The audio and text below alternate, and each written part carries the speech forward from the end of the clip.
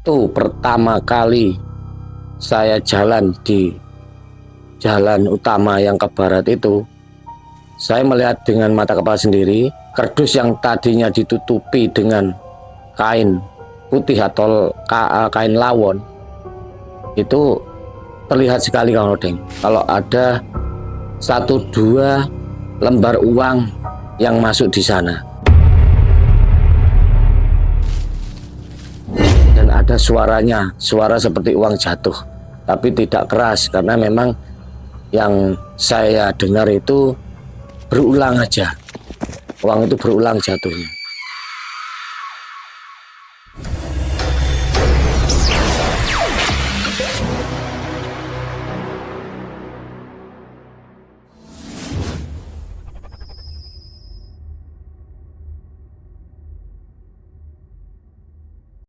Sobat Ekspedisi Kang Odeng, pada kesempatan kali ini kita ditemani yang gak asing yang bernama Mas Bejo.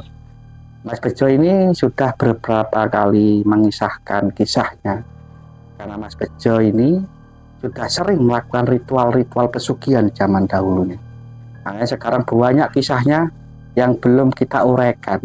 Salah satunya yang mau ceritakan sekarang, yaitu beliau Mas Bejo pernah melakukan ritual namanya ngamen lah bahasa Jawanya ya, atau menarik uang dari alam manusia pakai media perkara kala. Ya, kita sambut narasumber kita. Assalamualaikum Mas Bejo. Waalaikumsalam Kang Odeng. Gimana kabarnya Mas? Alhamdulillah. Alhamdulillah. Baik. Gimana dagangan? Lari. Alhamdulillah laris walau cuacanya nggak mendukung. Emang sekarang kalau durian itu kalau cuaca kayak gini emang agak susah Mas ya. Ya. Nah hujan itu apa ya, gampang busuk lah ya. Betul. Katanya Mas Bejo tadi cerita-cerita sama saya pernah apa ya, ngamen lah ya Mas ya. Ya. Pakai media perkara kala. Itu gimana Mas? Dan tahun berapa dulunya Mas? Ya, Kang Odeng, kisah ini terjadi tepatnya kurang lebih di tahun 2014. Waktu itu kejadiannya ada di wilayah Klaten, di Jawa Tengah. Yang sebenarnya ini masih berhubungan sebelum kejadian waktu saya mengantar almarhum Mas Aris. Di mana waktu itu di Klaten kami dapat informasi ada simbah, tepatnya di Klaten Utara, itu beliaunya bisa membantu untuk melakukan penarikan uang atau pesugihan menggunakan media BK atau biasa disebut Bathara Karang, Kang Odeng. Nah, setelah menerima informasi itu, seketika saya dengan teman saya yang dari Jogja juga, kita berdua datang. Waktu itu di sore hari kita mampir ke rumah beliau. Dan yang saya pertama perhatikan rumahnya Kang Odeng. Rumahnya dari simbah ini. Kenapa? Karena dari berbagai pengalaman saya yang selama ini saya lakukan, yang pertama saya perhatikan adalah finansial atau materi dari pemilik rumah itu sendiri. Dalam artian bentuk gubuknya. Itu apakah gubuknya sudah benar-benar bagus dibangun atau masih reot atau belum dibangun atau rusak dan sebagainya. Nah, waktu itu saya sore hari ke sana bersama teman saya sempat kaget kalau katanya beliau ini bisa menarik uang menggunakan media Bathara Karang atau ngamen tadi. Tapi kenapa rumahnya kok masih reot? Jadi rumah itu benar temboknya itu dari bata, tapi lantainya itu masih tanah. Dan itu yang menjadi pertanyaan saya. Tapi saya tidak ambil pusing sama teman saya masuk. Permisi untuk salam dan beliaunya ada, dan seketika saya masuk dan menyampaikan maksud dan tujuan ke sana. Yang pertama yang ditanya memang nama saya jawab sesuai nama saya, tinggal di mana saya jawab sesuai dengan tempat tinggal saya. Setelah itu tujuannya apa? Saya ditanya. Saya bilang sesuai informasi yang saya terima dari teman-teman, kalau Simbah memang punya media yang bisa membantu untuk menarik uang atau ngamen, yaitu medianya Bathara Karang. Dari situ beliaunya tidak langsung menjawab, cuman sejenak diam, seolah-olah beliau melakukan komunikasi, nggak tahu dengan siapa, tapi dengan tata cara orang lama, cuman diem saja sambil merem sebentar, lalu melek, lalu dijawab, "Ya, aku bisa bantu, tapi nggak bisa hari ini. Dan di sini ada syaratnya. Salah satunya memang harus menyediakan namanya darah. Darah ini adalah darah khusus yang memang disajikan atau diberikan kepada media Bathara Karang, Kang Odeng. Darah ini nggak gampang, ternyata darahnya adalah darah O+. Yang dulu pernah saya coba mencari darah itu sampai di Magelang, dan akhirnya saya menemukannya dengan harga yang memang murah, karena jalur yang saya dapatkan tidak jalur langsung dengan pihak instansi terkait yang selama ini menyediakan stok darah, tapi melalui orang dalam. Dari situlah saya melakukan pembelian 2 ampul darah dengan nominal sekian juta. Dari situ, setelah saya pulang dari Magelang, setelah menerima 2 ampul ini dengan wadah styrofoam yang masih ada es batunya, siang itu juga kita langsung bawa ke tempatnya Simbah. Namun dari tempat Simbah kita nggak bisa ritual hari itu, Kang Odeng, karena memang yang diminta beliau, darah ini harus disajikan besoknya. Nah, saya bertanya, kalau ini besoknya, padahal umur darah ini dalam penyimpanan 5 hari, apakah hari ke-6 masih bisa dipakai, Mbah? Saya bilang gitu. Dan jawaban beliau, masih bisa. Maksimal hari ke-7, itu terakhir bisa dipakai. Jadi saya sedikit lega, Kang Odeng, dengan pernyataan beliau. Makanya darah itu saya taruh sana, tapi ya tetap seperti biasa, demi mempertahankan darah itu segar, saya harus menyiapkan es batu. Karena saya tahu sendiri rumah beliau tidak ada kulkas, Kang Odeng. Jadi tidak bisa disimpan di lemari es. Jadi beliau minta uang sekian untuk membeli es batu. Saya kasih uang itu, lalu saya pulang. Nah, dalam perjalanan pulang, saya sama teman saya bertanya, kalau memang besok acaranya pagi jam 9.10 sesuai yang disampaikan oleh Simbah, otomatis saya akan harus meninggalkan pekerjaan saya, karena waktu itu memang posisi saya memang sudah usaha, kemudian usaha buah itu kecil-kecilan, baru memulai tahun itu. Nah, setelah kesepakatan dengan teman saya, ternyata teman saya nggak bisa ikut, Kang Odeng. Jadi teman saya karena ada sesuatu hal yang nggak bisa ditinggal, besoknya saya datang sendiri ke rumahnya Simbah itu. Besok paginya saya langsung berangkat naik kendaraan roda 2. Sampai di lokasinya rumah Simbah, beliaunya sudah ada. Dan di sana saya juga melihat ada kendaraan roda 4, Kang Odeng. Saya tanda tanya apakah ini tamu juga atau siapa.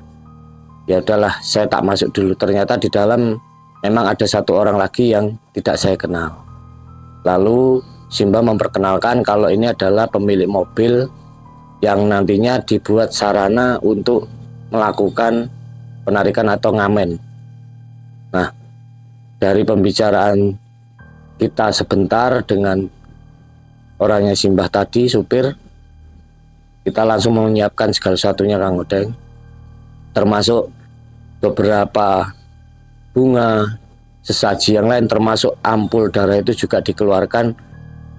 Tapi yang buat saya memang selama ini berapa kali saya mengetahui atau pernah melihat sepengalaman saya, BK itu ada yang panggilan petetan atau juga yang memang sudah berwujud. Nah, kebetulan yang saya lihat di tempatnya Simbah ini adalah yang sudah berwujud dalam kotak kayu, Kang Odeng. Dan kayu itu terlihat sekali lapuk dan wujudnya memang masih panjang. Saya bilang panjang karena masih sekitar di 20 cm lebih. Sedangkan saya pengalaman terdahulu melihat yang namanya BK yang petetan itu ukurannya sudah cuma 2-4 cm, Kang Odeng. Kecil sekali dan itu hidup. Dan prosesnya juga tidak semudah seperti yang saya lihat waktu di rumah Simbah. Setelah semua sarononya disiapkan di dalam satu tampah atau media lengser ya, kalau orang Jawa bilang, itu semuanya ada, Kang Odeng. Mulai dari kopi, teh, air putih, kembang, termasuk darah itu sendiri.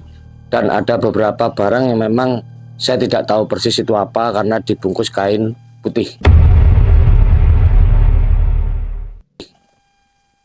Dari situ saya nggak banyak tanya, intinya kapan ini dimulai, Mbah? Ya udah, kamu sudah disiapkan kardus itu di mobil.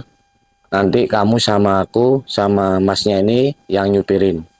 Nanti kita jalan bareng-bareng. Pesennya gitu, Kang Odeng. Nah, dari persiapan itu terakhir sebelum keluar rumah, saya pribadi diminta membakar dupa, Kang Odeng. Membakar dupa sebanyak 7 batang yang harus saya letakkan di pintu di rumahnya Simbah, tapi tepatnya di belakangnya. Jadi sebelum pintu itu ditutup, jadi saya membakar dupa 7 batang. Setelah saya bakar, saya taruh di belakang pintu karena memang di sana sudah disediakan wadah khusus dupa. Setelah dibakar, secara tidak langsung saya memang sedikit, Kang Odeng, merasakan ada suasana yang berbeda dari biasanya saya datang. Apa itu? Itu saya merasa gerah. Badan saya terasa panas, kayak orang Jawa bilang sumuk.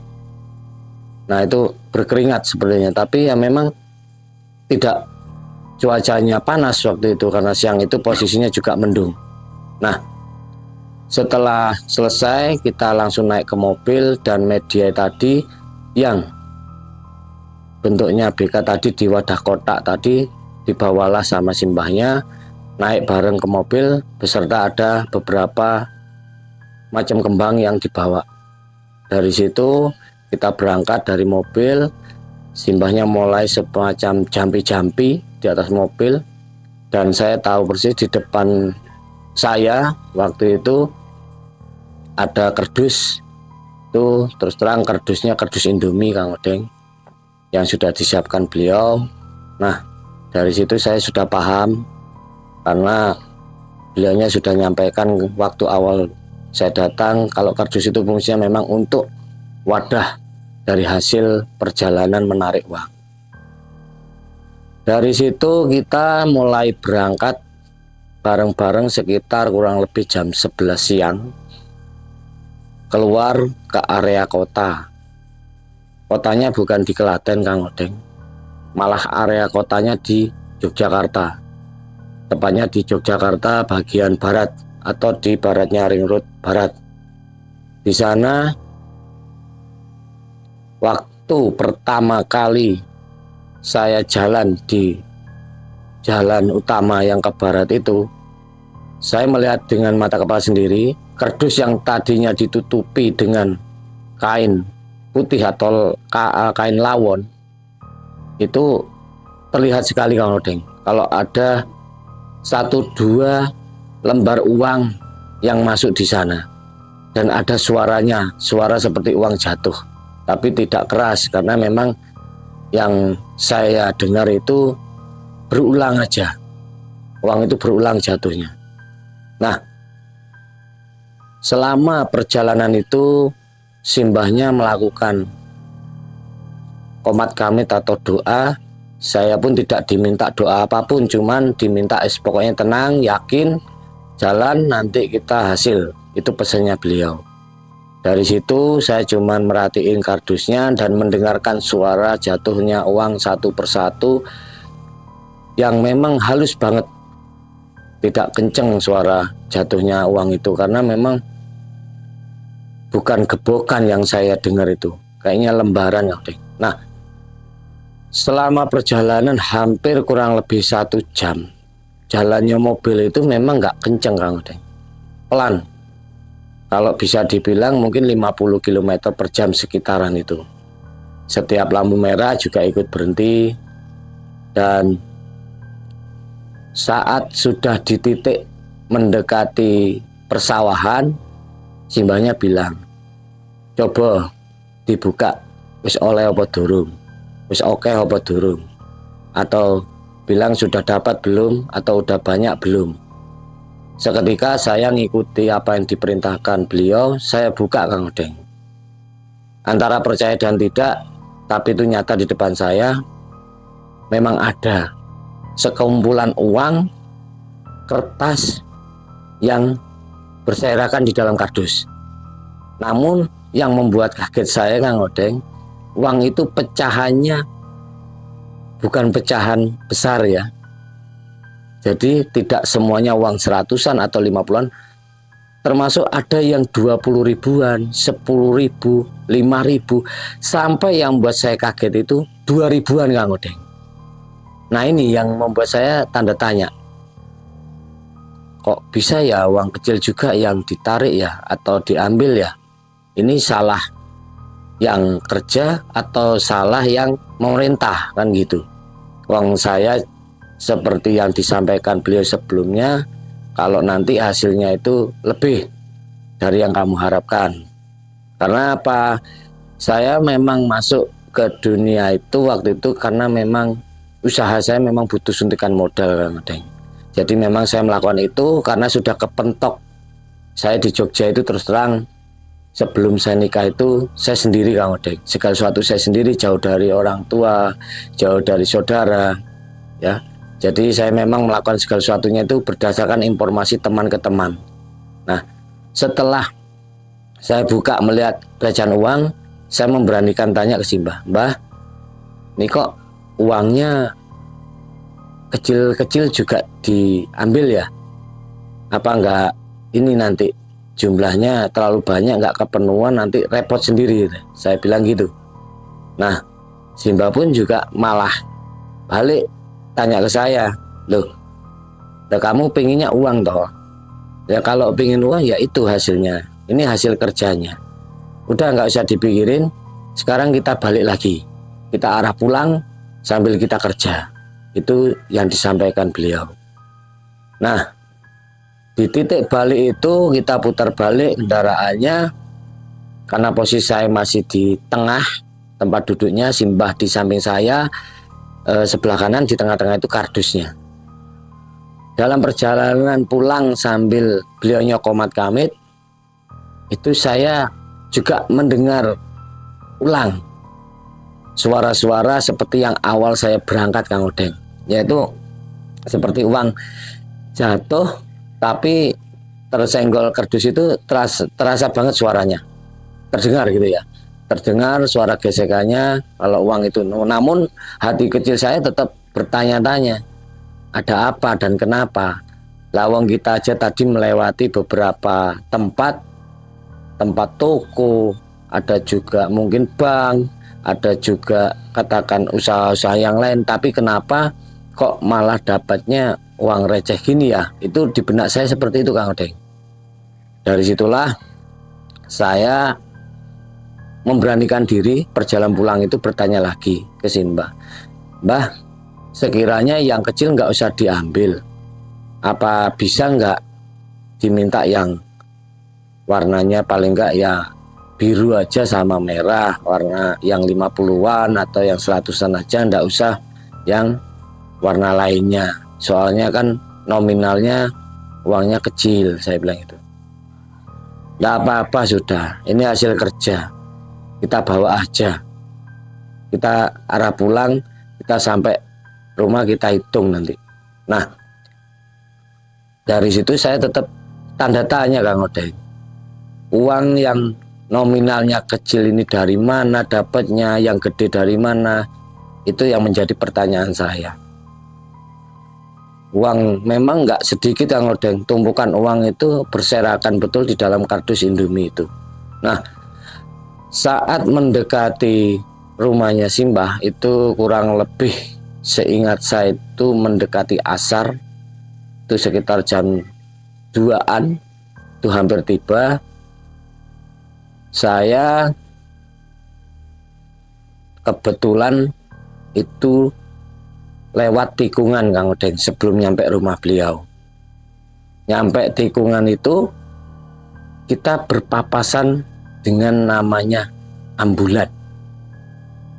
Kita nggak tahu itu ambulan itu membawa orang sakit kah atau membawa orang meninggal kah, kita nggak tahu.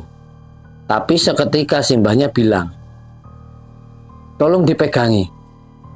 Apanya Mbah? Tutupnya itu dipegangi, jangan sampai terbang. Ya saya heran, masa sih di dalam kendaraan roda 4 kayak gini yang nggak kebuka kacanya, yang jelas pakai AC, masa bisa terbang? Wong dari tadi aja ya aman-aman aja kan gitu. Batin saya ngomong gitu. Tapi saya nggak berani menyela omongan beliau, tapi saya cuman batin aja tadi. Seketika saya ikuti, saya pegangi kainnya Kang Odeng. Saya pegangi, dan memang anehnya kain itu seperti ada yang narik Kang Odeng. Jadi seperti ingin terangkat lepas dari kardus itu. Ya seketika sekuat tenaga saya pegangi Kang Odeng. Saya benar-benar pegang. Namun, nah, ini yang saya sempat heran lagi. Seperti seolah-olah ada benda yang narik keluar dari kardus itu dalam posisi memang mendorong kain yang saya pegang tadi Kang Odeng. Saya pegangnya di sisi-sisinya 4 sisi itu saya ambil di tengah-tengahnya. Jadi kanan kiri saya pegangi. Simbahnya nggak ngikut pegang, tapi saya sendiri. Dan banyak begitu paniknya bilang, itu pokoknya jangan sampai lepas, jangan sampai lepas tutupnya, jangan sampai lepas. Oh iya, saya masih pegangi kok Mbah, saya bilang gitu. Nah, setelah dirasa beliau sudah cukup, dia nyampaikan ya sudah, nggak usah dipegangi, udah selesai. Yang saya tangkap Kang Odeng tadi itu kita berpapasan betul dengan ambulan. Ambulan itu berjalan ke arah barat, kita yang ke arah timur. Dan itu kejadian pas waktu ambulan di samping kanan mobil kita itu terasa kuat sekali dorongan dari pergerakan di dalam kardus. Nah itu yang membuat saya heran, apa itu? Dan itu membuat saya masih bertanya-tanya, tapi saya nggak berani tanya. Nah, setelah sampai di rumahnya beliau, kardusnya diminta diangkat oleh saya angkat, dan memang terasa berubah Kang Odeng. Yang awalnya tadi kardus memang kosong, saya bisa, siapapun bisa lah merasakan kardus kosong itu seperti apa dan kardus berisi. Dan saat saya angkat dari posisi turun dari mobil itu ada beban, ada rasa berat gitu loh. Tapi beratnya tidak berat seperti membawa puluhan kilo, tapi terasa seperti kurang lebihnya 1, 2, 3 kilo aja Kang Odeng. Itu yang saya rasakan. Oh ini ada isi, saya cuma yakin gitu. Setelah itu saya bawa di ruangan tempat Simbah yang diminta tadi, tempat sesaji yang ditinggal di sana, saya taruh di sana. Dan BK yang di kotak tadi Simbahnya bawa juga, ditaruh di samping kardusnya. Lalu saya diminta diam di situ, nggak boleh keluar Kang Odeng. Tunggu di sini, aku mau baca doa. Setelah selesai nanti aku perintahkan kamu buka, baru kita bisa hitung.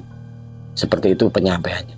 Nah, dari situ saya diem, beliaunya komat kamit kurang lebih itu hampir 10 menit Kang Odeng lamanya.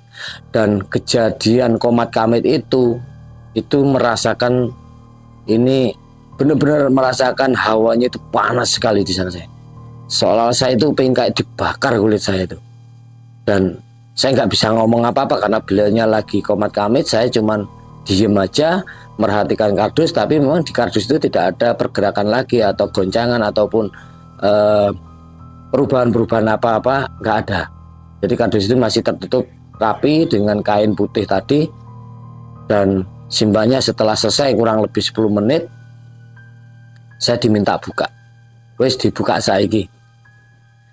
Waktu saya buka Kang Odeng, saya kaget bukan main. Yang tadi awal perjalanan tadi berhenti sebelum putar balik itu saya sudah lihat kurang lebih uangnya itu tidak ada setengahnya dari kardus. Tapi waktu saya buka diminta beliau itu sudah di setengah kardus Kang Odeng, uang itu. Yang buat saya lebih heran lagi Odeng, banyak sekali nominal 2000 perak Kang Odeng. Ini yang membuat saya masih penasaran dari awal, ingin saya tanyakan. Saat itulah saya sempatkan bertanya ke beliau, Mbah, sebelum saya menghitung uang ini, boleh saya bertanya Mbah? Ya wis, arep takon apa? Mbah, uang ini sebenarnya didapat dari mana? Saya tahu ngamen itu biasa kita meminta-minta, ya itu yang saya tahu. Itu mungkin bahasa istilah saja Mbah. Tapi sengamen-ngamennya pakai media gini, masa sih uang 2000 perak, 5000 perak, 10.000, 20.000 ikut keambil? Ini uang siapa dan dari mana Mbah? Saya yang selama ini tidak pernah bertanya, saya pengen tanya Mbah. Ya udah, sebelum itu aku jawab dulu. Nah beliau nyampaikan gitu. Jadi uang-uang ini kita ambil selama dalam perjalanan di mana ada orang usaha yang ada di pinggir jalan, ada di toko, dalam jarak kurang lebih 1 kilometer dari tempat kita jalan, itu yang diambili Kang Odeng. Saya nggak tahu teknis atau tata cara media BK ini ngambilnya, tapi yang pasti itu tiba-tiba ada di sana. Dan itu bagi saya kan sesuatu yang memang tidak aneh sebenarnya, karena pernah mengalami yang berbeda. Tapi yang ini yang buat saya aneh itu kan angkanya kecil-kecil, 2.000, 5.000 sampai dengan 10.000, 20 kok terangkat. Nah jawaban beliau menyatakan seperti itu, bahwa itu didapat dari para usaha-usaha yang ada di pinggir jalan, para orang-orang yang sudah uangnya ditaruh di wadah terpisah, baik itu di dompet maupun di kotak uang. Jadi memang BK ini mengambil dari sana ternyata Kang Odeng. Saya nggak tahu juga ya, saya ulang tadi teknisnya saya nggak tahu, tapi tahu-tahu ada itu. Karena saya juga nggak mau tanya tentang tata caranya, tapi saya mempertanyakan kenapa uang kecil. Lalu beliaunya menjawab terakhir, kalau uang yang 2.000, 5.000, 10.000 dan 20 itu memang secara tidak langsung terbawa pada para pedagang kecil ya Odeng. Jadi orang jual pakai gerobak, yang orang jual sayur pinggir jalan, semacam itu.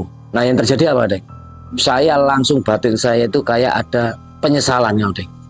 Lah iya, saya ini tujuannya kan pingin dapat nominal besar, yang tujuannya untuk menambah modal saya, tapi kok malah ini uang recehan yang kita dapat. Saya hati kecil saya ngomong, ah ini kalau saya ngambilnya dari orang pedagang kecil sama aja, nggak ada bedanya. Saya membuat susah orang kecil, seperti itu Kang Odeng. Karena jumlahnya memang nggak sedikit, yang 2.000-an, 5.000-an. Kalau yang 50-100 itu bisa terhitung. Nah dari situ setelah terjawab itu, saya sambil berhitung uang itu, menghitung, saya pisah 150 sama 20, 10, 5.000 sampai yang 2.000 saya pisah masing-masing sampai berjajar di depan saya. Dan itu cuma ada saya sama Simbah, sedangkan masnya supir tadi di ruang tamu. Nah setelah kita hitung Kang Odeng, uang tumpukannya memang nggak ada yang uang baru total, enggak. Itu justru uangnya memang udah kucel, udah bekas ya tangan mungkin ya, jadi tidak beraturan, ada yang kelipat, ada yang bekas lipatan, ada yang memang lurus, jadi beda-beda. Nah setelah saya tata, saya hitung, ya cuman saya antara percaya dan tidak percaya, memang nominalnya itu mencapai, seingat saya kurang lebih 44 juta Kang Odeng. Ya, 44 juta. Karena apa? Yang banyak itu yang 5.000 sama 10.000 Kang Odeng yang saya dapatkan. Nah, dari total uang sekian 44 juta sekian tadi Kang Odeng, saya mikir Kang Odeng, benar-benar mikir. Sebelum itu saya masukkan ke wadah kresek, karena sudah disiapkan kresek untuk saya bawa pulang. Itu kan kita ikat pakai tali karet gelang Kang Odeng. Kita ikat besarannya beda-beda, dari mulai per 10.000, yang 2.000-an, terus yang 5.000, sampai totalnya per ikat itu ketemunya 100 ribuan.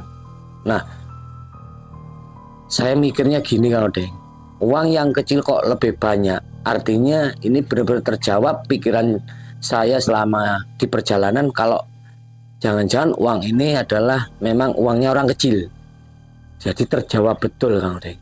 Dari situlah seketika saya ngomong kepada Simbah, Mbah, beribu mohon maaf, bukannya saya nggak mau, saya nggak suka, nggak pingin dengan hasil uang ini, tapi setelah saya pertimbangkan, apakah uang ini bisa dikembalikan ke masing-masing tempatnya yang waktu kita ambil? Saya tanya gitu. Jawaban Simbah bukan langsung menjawab, malah mempertanyakan balik. Lah, tujuanmu kan kepingin dapat uang. Sekarang uang udah dapat kok malah tanyanya gitu. Maksudmu apa? Mau dikembalikan? Iya Mbah, saya bilang. Loh, lah dikembalikan, biaya yang sudah kamu keluarkan gimana? Nggak apa-apa Mbah. Saya nggak terlalu memikirkan masalah uang yang saya buat belanja ampul darah itu, maupun buat yang lain-lain sarono yang diminta Simbah. Saya nggak ada Mbah. Termasuk saya juga permintaan Simbah untuk ngasih Simbah sendiri. Memang di awal itu Kang Odeng saya menyisihkan sendiri di luar uang sarono dan uang media tadi, atau buat beli darah dan sebagainya, itu sebesar kurang lebih 2 juta untuk Simbahnya. Itu permintaan beliau. Jadi minta 2 juta dia buat beli kopi bahasanya. Jadi dia itu tidak minta hasilnya sepeser pun dari hasil penarikan ini atau pengamenan ini. Nah, dari pertanyaan saya oleh Simbah dijawab seperti itu, saya memaksakan diri tetap minta tolong Mbah, bagaimanapun caranya, gimana pun caranya, Simbah yang tahu caranya, tolong dikembalikan aja Mbah. Saya nggak siap dengan hasil uang ini. Saya mikir saya sendiri, saya seorang pedagang, saya juga jualan di pinggir jalan. Gimana perjuangan seorang pedagang dari pagi sampai sore, ada yang pagi sampai malam, ada juga pagi ketemu pagi. Mereka bersusah payah di bawah terik matahari, di bawah hujan, angin dan sebagainya. Kalau mereka menjadi korban pengambilan semacam ini, saya yang nggak siap Mbah. Sama aja saya ngambil hasil saya sendiri. Yang awalnya saya berharap itu uang besaran 50, 100 ribuan. Faktanya meleset Mbah, saya bilang. Mohon Simbah kalau berkenan izinkan, saya nggak mau ada resiko. Ini gimana cara kembalikan? Dan saya di sini pengen berjanji ke Simbah dan istilahnya berijab Kang Odeng, bahwa uang ini saya tidak akan terima, saya kembalikan ke Simbah. Simbah mau dikembalikan monggo, nggak apa-apa, tapi saya harap dikembalikan Mbah. Simbah sudah dapat uang kopi dari saya dan uang untuk belanja sarono saya. Jadi Simbah cuman keluar tenaga tapi tetap dapat uang kopi. Saya ikhlas Mbah. Saya nggak mau. Intinya saya kembalikan ke Simbah, tapi tolong sebisa mungkin dikembalikan kepada pemiliknya masing-masing tanpa terkecuali. Kalau memang itu bisa. Apakah itu bisa Mbah? Saya bilang. Jawabannya memang bisa Kang Odeng. Dari situ saya lego, puas, menerima jawaban, mendengar jawaban dari beliau. Lalu sedikit saya masih teringat dengan apa yang terjadi barusan, hasil uang itu dari mana. Saya sempat gak bisa ngomong, artinya apa? Saya masih mikir, kok bisa-bisanya ya? Saya pikir ngamen hanya untuk, mohon maaf ya, hanya para orang-orang kaya, orang-orang yang punya duit lebih, atau usaha-usaha yang memang omsetnya udah di atas puluhan juta. Ternyata kalau bicara tentang pedagang di pinggir jalan aja kena kayak gitu efeknya. Berarti kan nggak jauh beda dengan saya, Kang Odeng, yang omsetnya nggak nyampe puluhan juta. Kalau 1 juta, 2 juta, 3 juta, 5 juta itu sudah biasa. Tapi bagaimana dengan teman-teman saudara-saudara pedagang yang lain yang ada nominalnya sampai 2.000, 5.000, 10.000? Apa? Saya mikirnya di situ. Mereka yang mungkin omsetnya nggak nyampe sejutaan, mungkin cuma 200, 300. Itu saya juga pernah ngalami. Waktu saya pernah jualan es oyen, itu omsetnya cuma 300, 400, kadang 500, itu banyak sudah. Saya nggak kebayang itu, Odeng, kalau itu keambil, gitu loh. Nah, dari situlah setelah saya sampaikan dan Simbah mensepakati apa yang saya sampaikan, otomatis ijab saya ke Simbah sudah selesai, Kang Odeng, dan saya pulang dengan tangan kosong. Namun Simbah saya sempat pesenin, Mbah, tolong nanti untuk bensinnya Masnya sama uang rokok tolong dikasih dari uang yang saya kasih ke Simbah aja. Tolong jangan diambilkan dari sini. Saya tak pulang, saya izin pulang. Yang jelas saya ucapkan terima kasih banyak atas semua ini, tapi saya nggak berharap lagi seperti ini. Dan ini pesan juga buat teman-teman mungkin yang ingin melakukan hal yang sama, tolong dipikir ulang. Kalau kejadian seperti ini nggak jauh beda sampean saya menyakiti para pedagang-pedagang di pinggir jalan yang kecil-kecil terutama. Itu yang saya sesali, Kang Odeng. Makanya sampai detik ini istilah ngamen itu saya sudah tidak mau melakukan. Apapun medianya, apapun alasannya, apapun jenis barang yang mau dipakai untuk ngamen. Dari situlah saya berhenti, dan sampai detik ini saya sudah tidak komunikasi lagi dengan beliau. Dan pernah ada yang minta antar ke sana, saya tolak dan saya tidak mau antar. Karena itu sudah jelas tujuannya baik, tapi hasil prosesnya tidak baik. Seperti itu, Kang Odeng. Masya Allah. Termasuk Mas Bejo ini punya jiwa jiwa kebijaksana lah ya menurut saya. Kalau orang lain mungkin aja besok proses lagi, Mbah, biar cepat dapat banyak lagi ya. Masya Allah. Termasuk Mas Bejo ini jiwanya jiwa gimana ya, baiklah menurut saya. Ya nggak tega, nggak tega lah ya. Terus terang, saya pedagang soalnya. Ya, terima kasih Mas Bejo.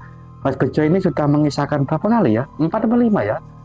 Kelima ini. 5 ini Mas Bejo, Masya Allah ya. Dan insya Allah masih banyak kalau ada pengalaman saya, kisah nyata real yang saya alami. Tapi semua itu saya harap tidak ada yang meniru. Itu aja. Ya Allah. Kalau boleh tanya, kira-kira simbahnya itu masih hidup atau meninggal? Yang saya dengar beliaunya malah kena kasus. Kasusnya pencabulan anak kandung sendiri. Masya Allah. Berarti sekarang di penjara ya? Sudah di penjara. Tapi ingat saya itu kayaknya udah keluar. Itu informasi juga dari teman saya yang pertama kali mengantar ke sana. Yang tahu, dan ya memang dari teman saya ini yang ngantar gitu. Ya, itulah sobat kisah dari Mas Bejo yang kelima ini sobat. Ya, saya ucapkan terima kasih Mas Bejo sudah Sama-sama. mau lagi mengisahkan kisahnya. Karena Mas Bejo ini sudah memang banyak pengalaman di bidang pesugihan lah Mas Bejo ya. Ya, kita tutup dulu Mas Bejo ya. Assalamualaikum warahmatullahi wabarakatuh. Waalaikumsalam warahmatullahi wabarakatuh.